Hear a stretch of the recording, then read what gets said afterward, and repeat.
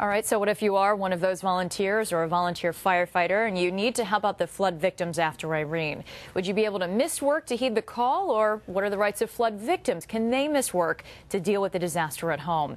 Attorney Graig Zappia with Tully Rinckey Law Firm is joining us live in our newsroom tonight to shed some more light on those questions. So many people dealing with it right now, and Graig, thanks for coming in. Thanks for having me. So let's first talk about flood victims. Obviously, they're the people firsthand dealing with the aftermath of this.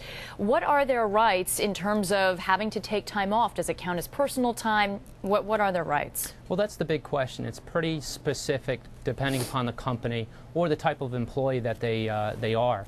If they're a salaried employee, they can certainly take some additional days off and not have it count against them as long as they have worked during that week. If you're an hourly employee, that may be a little bit different. My first piece of advice is to have that employee reach out to their HR personnel, get in touch with them right away, and find out what rights they have, because it is going to be company specific, especially if there's a weather-related policy usually coming into effect in the snow season that may be into effect right now as we deal with the aftermath of Hurricane Irene. So certain employers do have weather policies that they can sort of base their decisions off of? That's correct. They may have a weather-related policy, or they may have something specific in the HR manual that allows the employee to use their personal vacation or sick time to deal with these types of disasters. Certainly, check with your HR person. They'll be able to help you out. Get it in writing from them right away, and that can be your best advice at this point. Now, I know that, for example, we heard from a viewer who said they knew somebody who had been dealing for a couple days already,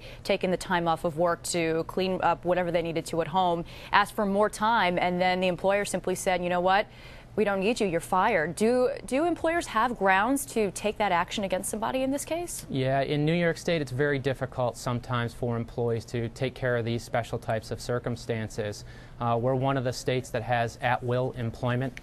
Unless you're employed underneath a contract or you're a union member, you may be at will, and employers unfortunately can let employees go for any reason, good, bad, or indifferent, in this case for taking too much time off. As long as they don't discriminate against you, it could be tough sledding. Boy, that's a tough pill to swallow on top of everything else. Could that employee then have legal grounds to fight afterwards, or no? It would depend upon their situation. It's going to be company and employee specific. I would certainly go check with your attorney who does this for a living. They'd be able to help you out and navigate the paths inside and out, federal and New York State law. There may be something there for you. All right. Thank you so much for helping us out with that, Graig Zappia, and we hope to see you again soon. Thanks, Dory.